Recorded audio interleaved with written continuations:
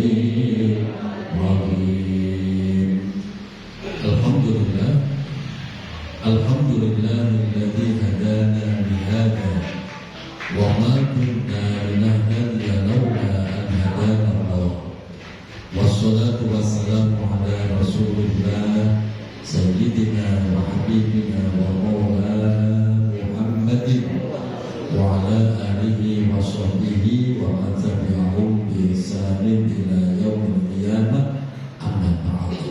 Allahumma anfa'na bima 'allamtana wa 'allimna ma yanfa'una bi rahmatika ya arhamar rahimin. Amin ya rabbal alamin. Al-Mukarramun seluruh pengurus UKM Musola Al-Hadirin, Ketua DKM Bapak Erlangga, seluruh para asatid, seluruh para sesepuh, para tokoh masyarakat, seluruh jamaah Bapak Ibu tanpa terkecuali, semoga kita semua senantiasa Allah sehatkan lahir batin kita, Allah tambah keberkahan hidup kita, Allah istiqomahkan kita di dalam kebaikan dan telah mewafatkan dalam keadaan husnul khotimah. Amin ya rabbal alamin. Alhamdulillah wa syukurillah, pada kesempatan malam hari ini kembali Allah mengangkat kaki kita, Allah lapangkan hati kita bersama-sama duduk di tempat yang sangat mulia, yaitu di taman surganya Allah. Majelis ilmu melanjutkan kajian kitab Muftarul Hadis. Mengaji kita, khususnya hadis Bapak Ibu, jangan hanya diniatkan mencari ilmu, tapi niatkan dalam rangka mahabbah, cinta kepada Rasulullah SAW. Jadi kita mengkaji sabdanya dalam rangka cinta.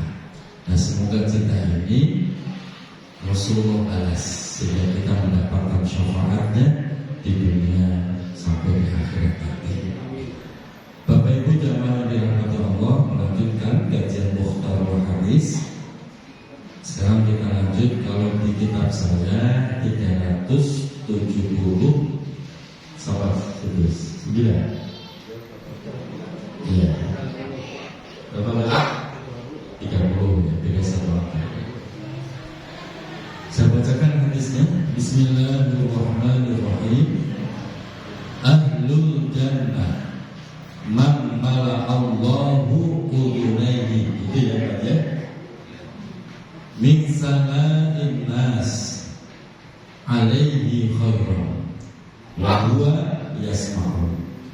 Wa ahlun nari man mala'allahu udunaihi min sana'in nasi syarran wa huwa yasma'u. Artinya ahlul jannah, orang yang menjadi ahli surga. Kita bisa mengidentifikasi Pak, bisa menandai seseorang ini ahli surga atau tidak sesuai hadis ini, yaitu man, siapa saja, Allahu, yang mana Allah memenuhi, Allahu, yang mana Allah memenuhi, udunaihi, kedua telinganya, kedua telinga orang tersebut. Allah penuhi itu kedua telinga orang tersebut min sana'in nas, dari puji-pujian orang-orang, alaihi, terhadap dirinya, khairan, tentang kebaikan, wa huwa, pada dirinya, yasma'u, mendengar pujian itu. Begini Pak, orang lain itu akan menjadi saksi atas diri kita. Semakin banyak orang memberikan persaksian atas kebaikan kita, itu semakin membuktikan bahwa orang itu adalah ahli surga. Sebaliknya, kalau orang-orang mulai dari saudara, tetangga, se-RT, se-RW ngomongin kita tentang keburukan kita, menyaksikan atas kejahatan kita, nanti orang itu menjadi tanda bahwa orang yang sedang dibicarakan ini memang ahli neraka. Sebab kenapa? Orang-orang bersaksi atas keburukannya. Tapi kalau orang-orang dari keluarga, dari tetangga, se-RT, se-RW, sekelurahan bahkan ngomongin kebaikan orang tersebut, menjadi saksi atas kebaikan orang tersebut, maka dialah calon penghuni surga. Dia dengar tuh orang pada ngomongin kebaikannya, dengar dia, wow bagus lah. Tapi catatannya yang perlu dihati-hati, jangan sampai karena kita mendengar dipuji-puji orang terus muncul kesombongan. Ini yang harus diwaspadai. Begitu muncul kesombongan, habis sudah kebaikan kita, gagal tidak jadi menjadi penduduk surga. Begitu Pak. Makanya kenapa orang kalau mati ketika disolati itu dimintai persaksian, betul kan? Meminta persaksian. Apakah mayat ini ahlul khair? Bapak menjawab apa terserah. Sesuai persaksian Bapak.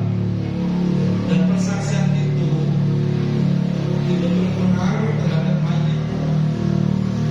Persaksian itu berpengaruh kepada mayat. Cara dianggap nggak ngaruh. Kalau seandainya semua yang takziah mengakui ahlul khair, maka Allah pun akan mengecap orang ini sebagai ahlul khair. Apakah mayat ini ahlul jannah? Semua menjawab ahlul jannah. Maka Allah pun akan menstempel orang ini benar-benar ahlul jannah. Makanya Bapak Ibu, hati-hati dengan saudara, hati-hati dengan tetangga. Kenapa? Persaksiannya itu penting di hadapan Allah. Dan persaksian yang diterima itu persaksian dari orang-orang terdekat dengan kita. Bapak umpamanya di luar kampung harum nama Bapak, harum. Tapi di saudara, di tetangga dekat nama Bapak jelek. Karena memang kelakuannya jelek. Di tetangga, di saudara bersaksi atas kejelekan kita, yang jauh-jauh bersaksi atas kebaikan kita. Mana persaksian yang bakal diterima Allah? Persaksian orang terdekat. Itu yang bakal diterima Allah. Sebab kenapa? Itu yang asli Pak. Adapun di luar sana kelihatannya masyhur kesombong, baru namanya itu hanya pencitraan. Bahasa sekarang kan begitu ya, pencitraan. Di luar rumah kelihatannya santun, ramah, dermawan. Begitu sampai rumah amat istri balak, pelit. Ada orang begitu? Bu, ada nggak suami benar begitu? Sama saudara nggak ada yang akur, sama tetangga berantem mulu. Tapi di luar sana harus ada. Yang diterima itu persaksian orang-orang terdekat. Maka kenapa kita harus baik sama orang-orang terdekat kita? Karena persaksiannya menentukan hasil kita dari Allah Subhanahu wa Ta'ala. Karena asli persaksiannya nggak dibuat-buat. Kebaikannya, keburukannya pun memang asli. Tabiat aslinya kelihatan semua di situ. Nah, disinilah makna dari hadis. Jadi ketika semua orang membicarakan kebaikan si A begini, itu menjadi saksi di hadapan Allah dan lagi dicap menjadi ahlul jannah. Yang penting ketika Bapak mendengar dipuji orang, hati Bapak jangan besar, jangan nyombong. Begitu nyombong habis batal masuk surga. Nah, itu yang ada begitu. Selanjutnya, wa ahlun nari. Nah, ini Pak lanjutannya. Wa ahlun nari, adapun penduduk neraka. Man adalah seseorang, mau laki mau perempuan, siapapun. Mala Allahu, yang mana Allah telah memenuhi udunai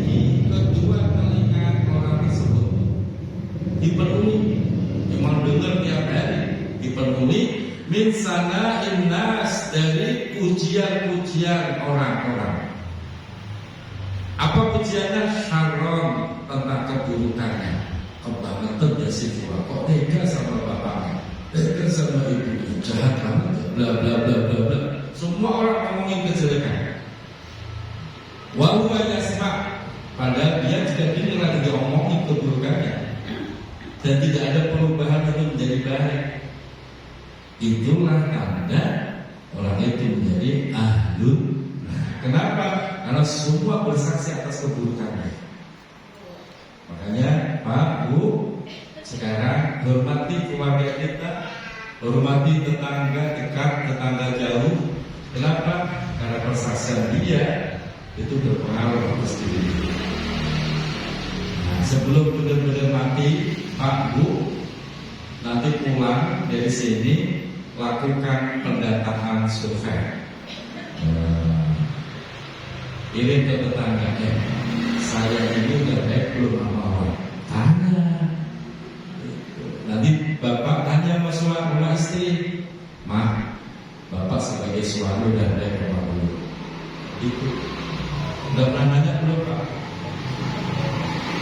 Udah pernah nanya anak istri begitu belum? Belum kan? Udah nanya. Kalau istri jawab, udah papa mau luar biasa, gak ada di dunia kok namanya bapak. Udah, kenapa? Ada saksi satu menyatakan mobil kita, tetangga begitu. Penting itu Pak, jangan bodoh amat deh, jangan begitu, karena persaksiannya itu berpengaruh atas diri kita. Nah, maka mulai sekarang hati-hati, jangan nyari tenar kesohor di luar-luar, tapi di saudara di lingkungan malah jelek, rusak namanya, jangan, itu bahaya. Rawahu Ibnu Majah. Hadis itu diriwayatkan oleh Imam Ibnu Majah, Ani bin Abbas dan sahabat Ibnu Abbas. Hadis berikutnya. Awwalu ma yuqda bainan nasi yaumal qiyamati fid dima. Awwalu ma, pertama kali perkara yuqda yang akan diputuskan bainan nas, antara hubungan sesama manusia, yaumal qiyamati, besok di hari kiamat, adalah fit dima, urusan darah. Urusan darah. Jadi Pak, ketika nanti kita disidang, memang ada redaksi yang mengatakan awwalu ma yuhasabu bihi yaumil qiyamah as-shalah. Pertama kali yang akan dihisab itu sholatnya, betul. Tapi pertama kali perkara dosa yang akan diputuskan itu urusan darah. Kalau urusan amal kebaikan yang pertama kali dihisab sholat, betul. Tapi urusan dosa yang pertama kali dihisab urusan darah. Kalau Bapak sewaktu hidup di dunia pernah mengalirkan darah orang lain, itu yang akan dihisab lebih dulu, yang akan diputuskan lebih dulu. Pokoknya Bapak pernah meloncok orang sampai hidupnya, itu yang akan dihisab. Apalagi sampai bunuh, wah lebih parah itu. Nah, makanya Bu, Pak, kalau lagi berantem jangan sampai ngeluarin darah. Bapak Ibu pernah berantem gak suami istri? Jangan tutup-tutupkan ya. Nah, kalau ibu bilang gak pernah berantem ya bohong, malah. Ya berantem, tapi dikit aja, tipis-tipis aja berantem. Berantemnya orang mukmin itu Pak, orang mukmin juga berantem. Memang berantemnya itu ada adab etika juga. Berantemnya orang mukmin itu diam. Jadi suami yang soleh, kalau lagi kesel sama istrinya, dia lebih memilih diam. Itu orang saleh. Berantem kok teriak-teriak, banting segala macam, itu berarti bukan saleh, itu suami. Memang preman itu. Apalagi sampai main fisik, istrinya ditapok, ditendang, itu bukan orang soleh. Walaupun kelihatannya rajin itu mau sholat, bukan orang soleh. Orang soleh itu kalau lagi kesel, dia. Makanya Bu, oleh suami kok diem, Ibu harus peka, jangan-jangan suami lagi kesel. Itu ngambeknya, berantemnya orang lebih memilih itu Pak. Nah kalau kita nggak pernah makan dosa itu aman. Rawahu asy-Syaikhan. Hadis itu diriwayatkan oleh asy-Syaikhan, Imam Bukhari dan Imam Muslim. Jadi kalau disebut asy-Syaikhan, dua syekh itu berarti Bukhari dan Muslim. Kalau muttafaqun alaih itu artinya disepakati seluruh ulama hadis. Hadis berikutnya. Auhallahu ila Ibrahim. Auhallah, Allah telah memberikan wahyu ila Ibrahim kepada Nabiullah Ibrahim alaihissalam. Wahyunya apa? Ini wahyunya. Wahyu ini walaupun diturunkan kepada Nabi Ibrahim, tapi juga pelajaran buat kita semua. Ya Khalili, wahai kekasihku. Jadi Nabi itu punya julukan masing-masing Pak. Kalau Nabi Ibrahim ya Khalili, kalau Nabi Musa ya Kalimullah ya Kalimi, kalau Nabi Muhammad apa? Ya Habibi. Itu panggilan saya. Ya Khalili, wahai Khalilku, kekasihku, orang dekatku. Wahyunya ini isinya apa? Hasin khuluqoka, hasin baguskanlah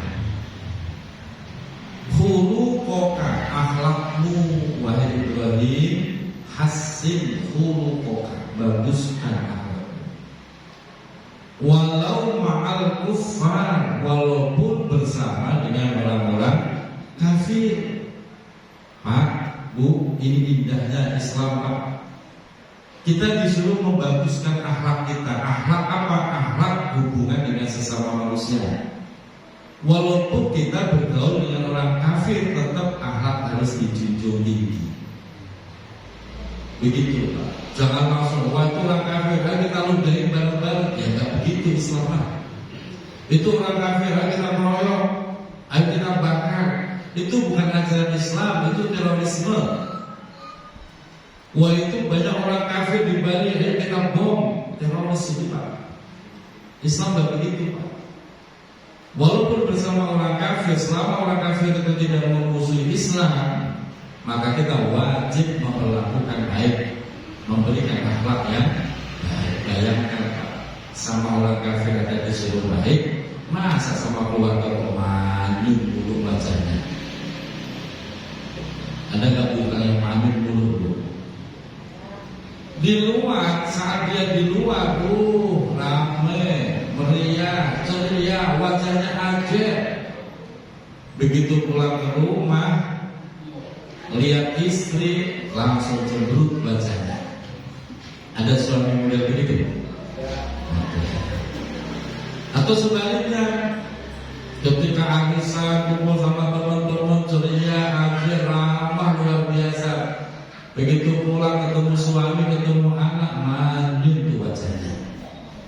Ada istri model begitu? Itu juga salah. Berbuat baik, berakhlak kepada siapa? Kepada siapa saja. Sama orang kafir aja kita disuruh berbuat baik kok. Apalagi sama saudara, sama suami, sama istri yang baik. Hati-hati loh Pak. Kira-kira kita kurang attitude, kurang akhlak, anak jauh dari orang tua. Bapaknya datang, anaknya pergi. Kalau anaknya datang, bapaknya menghindar. Ada nggak dalam keluarga model begitu Pak? Ada kan? Masa keluarga kok begitu? Gak ada harmonisnya. Lagi duduk dideketin istri, pindah ke ruang tamu. Istri nyusul, pindah lah ya. Dia tidak betah di rumah. Kan lucu Pak, keluarga begitu. Makanya semua dibangun dari Allah sehingga Bapak menemukan bahagia. Itu yang pertama, wahyu Allah kepada Nabi Ibrahim. Yang berikutnya, tadkhul madakhilal abrar. Tadkhul, masuklah engkau wahai Ibrahim, masuklah engkau madakhilal abrar, ke tempat-tempat orang-orang baik berkumpul. Jadi kita disuruh berkumpul dengan orang-orang baik. Abrar itu orang baik, orang yang senang melakukan kebaikan. Disuruh. Jangan malah bergaul sama orang yang nggak doyan sholat. Ya nanti kita ketularan nggak sholat. Bergaul sama orang yang nggak doyan ngaji, yang nggak bakal ngaji kita. Tapi kalau kita bergaul, duduk bersama orang-orang abrar, orang yang senang berbuat kebaikan, otomatis kita ketularan berbuat. Itu wahyu yang disampaikan. Fa'innakil mati sabaqah liman hassana khuluqah. Fa'innakil mati, maka sesungguhnya ketetapanku atau firmanku, ketetapanku sabaqah itu telah mendahului liman kepada seseorang hasana yang mau membaguskan khuluqahu, yaitu akhlak. Apa ketetapan Allah atas orang yang mau membaguskan akhlaknya? Lima. An adillahu,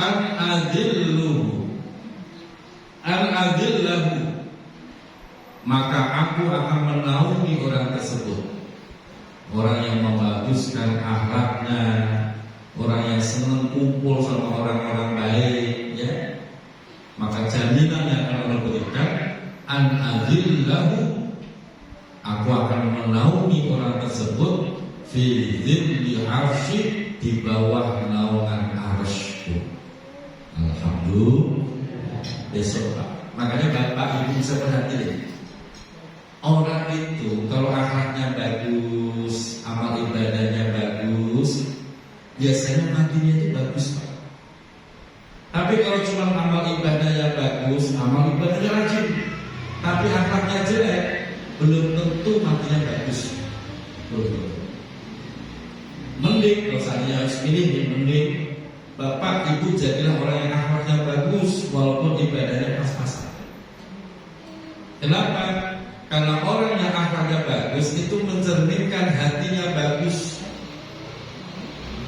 Kalau orang hatinya bagus, itulah orang yang bakal selamat menghadap Allah. Yauma la yanfa'u malun wala banuna illa man atallaha biqalbin salim. Besok kiamat, harta benda, anak yang kita banggakan tidak bisa memberi manfaat, kecuali orang yang datang menghadap Allah biqalbin salim, dengan hati yang selamat, hati yang terbebas dari segala macam penyakitnya, hati yang damai, akhlaknya biasanya bagus. Karena semua itu berangkat dari hati. Bu, ini umpamanya ibu lagi sedih, bisa nggak Bu bibirnya tersenyum?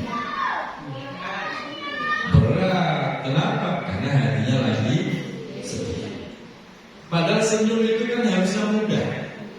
Tinggal narik bibi ke kiri 1 cm, ke kanan 1 cm, kan mudah harusnya. Cuma kenapa senyum menjadi sangat berat? Karena hatinya lagi sedih. Maka semua dikendalikan hati. Kalau hatinya bagus, hatinya damai, maka orang itu akan ramah. Kalau orang itu ramah, akhlaknya bagus, maka Allah memberikan jaminan akan memberikan naungan besok dari kiamat di bawah arasnya Allah. Ini luar biasa. Jadi jangan cuma yang penting saya rajin sholat, rajin ngaji, tapi akhlaknya nggak dijaga. Rajin sholat, rajin ngaji, tapi nyakitin hati orang tua mulu, nyakitin saudara, nyakitin tetangga, sayang itu. Berarti ibadahnya belum berbuah. Buah dari ibadah itu akhlak Bapak Ibu. Buah dari sholat kita itu akhlak, bukan jidat yang hitam, bukan. Ini orang mantap sholatnya, pasti diterima Allah. Dari mana tahu? Itu jidatnya hitam. Salah Pak. Buah dari ibadah bukan jidat, tapi nah, disitulah pentingnya. Yang kedua,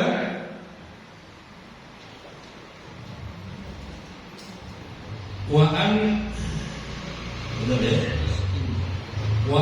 Askinahu, dan aku akan menempatkan orang tersebut yang akhlaknya bagus, senang kumpul sama orang-orang baik.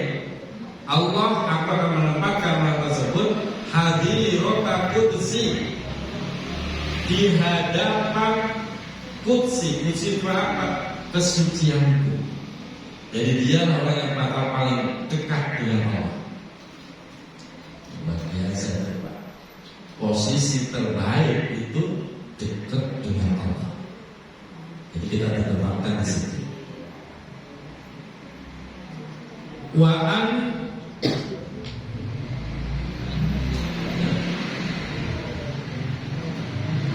Wa'an udniyahu ya, betul.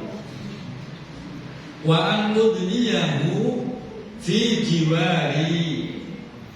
Wa'an udniyahu, dan apa akan mendekatkan orang tersebut fi jiwari, di sampingku. Ini kata. Makanya Bapak Ibu mau rajin ibadah cakep, rajin ngaji cakep, tapi ingat buah dari semua itu adalah akhlakul karimah. Rajin ngaji, rajin ibadah, tapi nyakitin hati istrinya mulu. Gagal Pak, belum ada buahnya ibadah kita. Rajin ngaji, ibu seminggu ngaji berapa kali? Setiap hari ya, 7 kali berarti. Tapi rajin nyakitin hati suami, berarti belum ada buahnya yang ngaji. Jangan berhenti, maka buah lagi Pak. Tetap terusin sambil terus diperbaiki ibadahnya, ngajinya, ya berbuah. Dan buah itu adalah akhlak. Bukan pinter pidato, bukan Pak. Oh ini ilmunya ini berbuah. Buktinya, oh udah mulai pinter pidato, pinter dalil, pinter ceramain orang. Bukan itu Pak. Itu bukan buah. Buah yang asli itu akhlak bukan. Kalau masa pinter pidato, pinter berceramah gampang Pak. Gampang. Gak pernah sholat gak bisa ceramah. Maka kadang-kadang orang yang gak satu pinter ngomongnya Pak.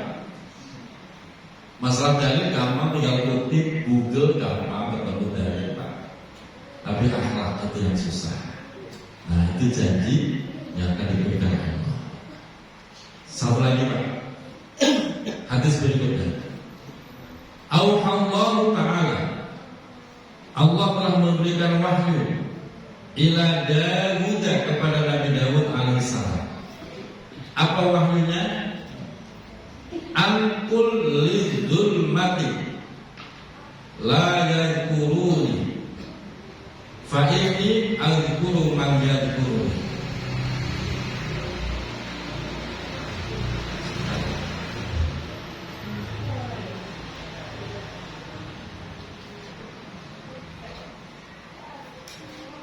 Angkul ya. Betul angkul ya. Saya kadang-kadang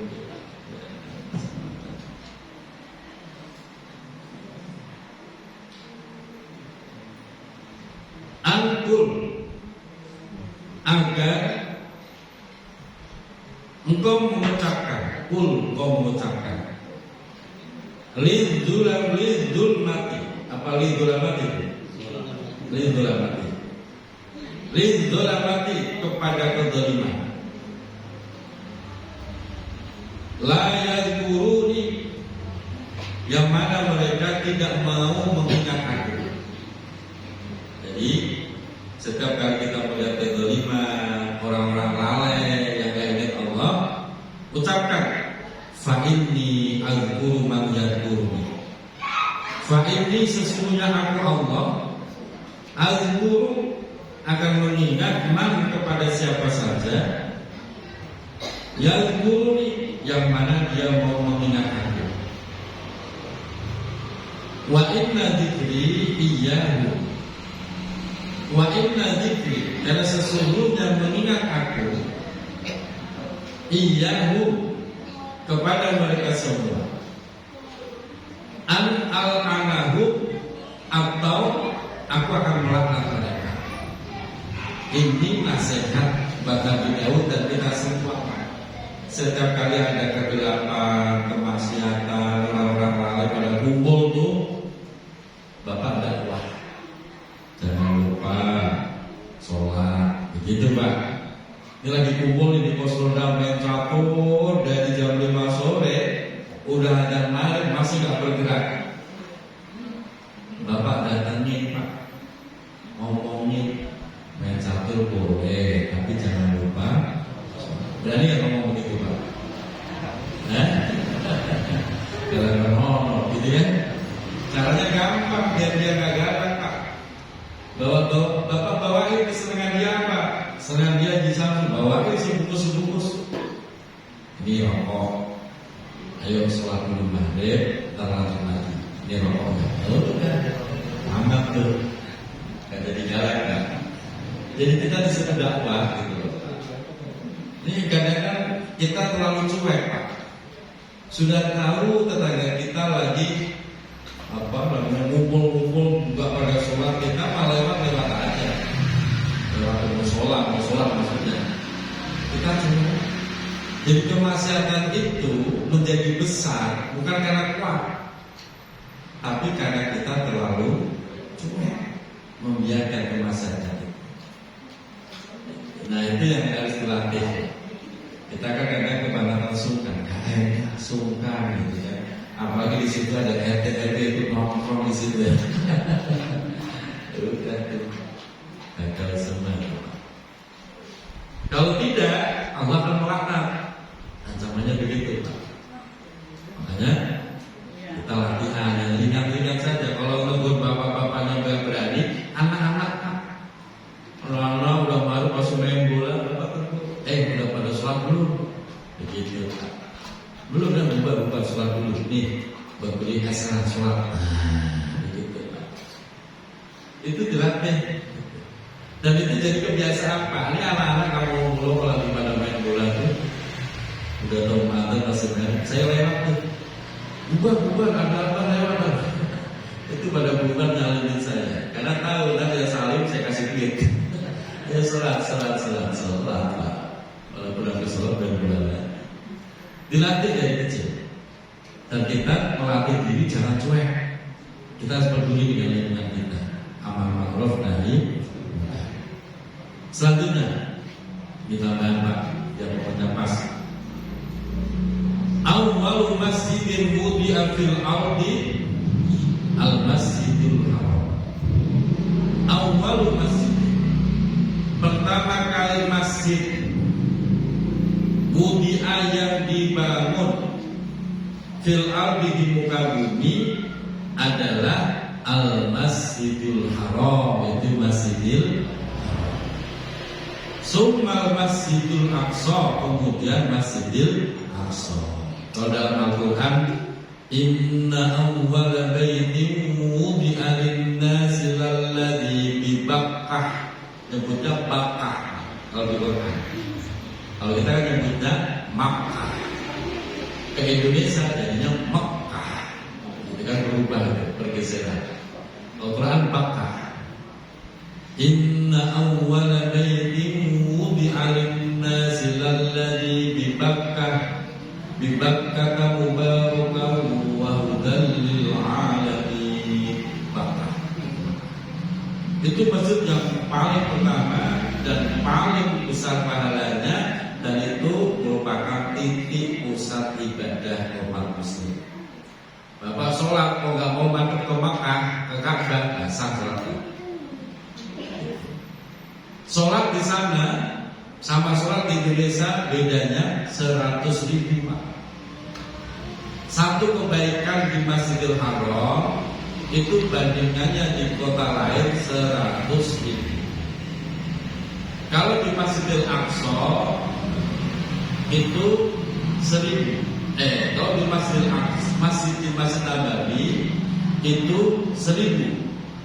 Kalau di Masjidil Aqsa itu 100 kemuliaannya. Tapi kalau dari segi pembangunan, Masjidil Haram itu yang pertama, Masjidil Aqsa itu yang kedua, baru masjid-masjid yang lain sampai kiamat nanti. Nah, artinya apa? Terkait tentang korban kemarin, tentang korban kemarin, orang kok punya kemampuan tapi nggak mau korban, sampai mati dia tidak akan punya kesempatan untuk ke Makkah, ke Madinah. Kenapa? Karena Rasul udah ngancam tuh.